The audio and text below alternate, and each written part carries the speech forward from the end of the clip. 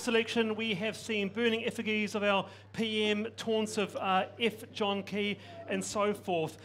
So what about you, and have you had any billboards defaced, and do you think that it's a dirty campaign? What do you think, well, compared to other campaigns? We've had very few defaced in the seat of Rongotai. I've had one. They changed my name to Batman. To what? Batman. To Batman? Yes, and I said, leave it up, I really like it. No, there have been very few defaced in Rongotai, and for our local campaign, Russell and I, this is our third time against each other, along with Chris Finlayson, and it's usually very cordial and polite, and we just debate the issues. But looking out at what's happening around other areas, there's certainly been a lot of defacing of billboards, a lot of nastiness, which I think people don't like. I think so. There's some funny twerking for New Zealand, the John Key one. I won't say it, but the Clayton Cosgrove one was very funny. Clayton Cosgrove working hard for, not Christchurch, but the word was changed to something else. What did it say? Family show? Wow. I can't say it. Okay. Or cock, actually. What about you, Russell? well, hang on. Where did this question start? Oh, Russell, do you work hard for New Zealand? Yeah. No. The question is, how nasty do you think this campaign is compared to others? I don't know. It's pretty bad, I guess. I mean, so the Prime Minister is obviously calling everyone names, but to be honest, he always does that. It's not really new. Or is it just passionate? And the Kim.com party is calling him names. So from our point of view, we're just focused on the issues. We think that's what New Zealanders want to hear from us. So we're really focused on the issues. So we've been rolling out positive policy, consistently, and we're going to keep doing that.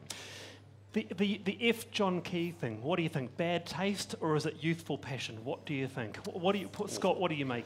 I think it's just disgusting. I think it's awful. I think it's a new low in New Zealand politics. Look, I haven't been involved in as many campaigns as Annette, but this is the worst that I've seen. Really? Absolutely. The kind of defacing and graffiti on the signs that we're getting is just of a level that I've not seen before. I was just thinking, we were both students in the 1990s, right? We walked down the streets yelling, and some of us, not me, not Wallace, because obviously we're neutral, but people were yelling F. Lockwood Smith and all that sort of stuff. You must remember that, Scott. No, before my time. Right, okay. But there's an element. I was talking to a political editor who was saying they'd go to Muldoon meetings and there'd be fisticuffs, there'd be punch-ups. It was nasty back then. Well, I don't remember that, but I do know that in the last few elections, this is the sort of behaviour that we haven't seen before. Wow. And it's the anti-Semitic stuff that is, I find, particularly offensive. The anti-Semitic stuff, in what sense, in what way? Oh, you're talking about the Shylock thing. What about that, Annette? Where did that come from your camp, the Shylock slur? That was nasty. It was nasty, and when I listened to him being interviewed, I think he had no idea what he was saying. Do you think, or was he just mouthing off? I think he had no idea. He's apologised and apologised and apologised. I don't think he can do any more, but it was a stupid thing to do. But Wallace, I think this is a new level of dirty politics. Because what we've seen in terms of billboards being defaced and so on, that's out in the open. But if what's in this book is true, this is dirty, underhand, nasty stuff that New Zealanders don't know about. Let's read it first. Let's read it first, and then we can make up our mind. Winston Peters and his, and I guess what some might see as race baiting. What do you think of what Winston Peters said, Scott Simpson, in terms of his alleged joke? Two Wongs don't make a white. Oh, Winston doesn't do anything without having a very clear idea about what gain it's going to be for him. And he was playing to his audience in a way that he has done for years and years and years. He got the joke. From Beijing. Yeah, well, that's just Winston being Winston. All right. Nothing new. What do you make of this, Russell Longman? What do you make of this with the Winstonisms? Well, I mean, it was a racist joke. I mean, let's call it what it was. And I don't think it really has a place. I think it's really unacceptable. And I thought it was pretty disgraceful that he was using that kind of language. Did he do it deliberately? I'm sure he did it deliberately. He obviously did it deliberately. How on earth is that not a racist joke? All right. Annette, what do you think? I agree. I can't see how it was the least bit funny. And I'm told it's an incredibly old joke that goes back to the 1970s.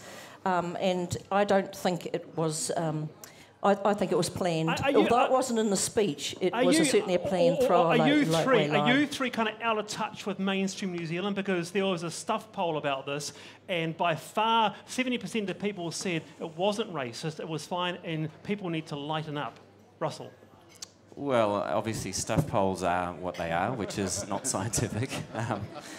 But an issue like this, you've got to say what your opinion is. And in my opinion, the two Wongs don't make a white is quite clearly a racist joke. It basically says on the one hand you have Asian people who are the Wongs who are wrong, and on the other hand you have the white people who are right, and clearly it's saying that Asian people aren't as good as white people. It is a racist joke. It always was. It always will be. Okay, or your thoughts on Twitter as well, at Backbenchers TV. What do you think about this issue, Damien?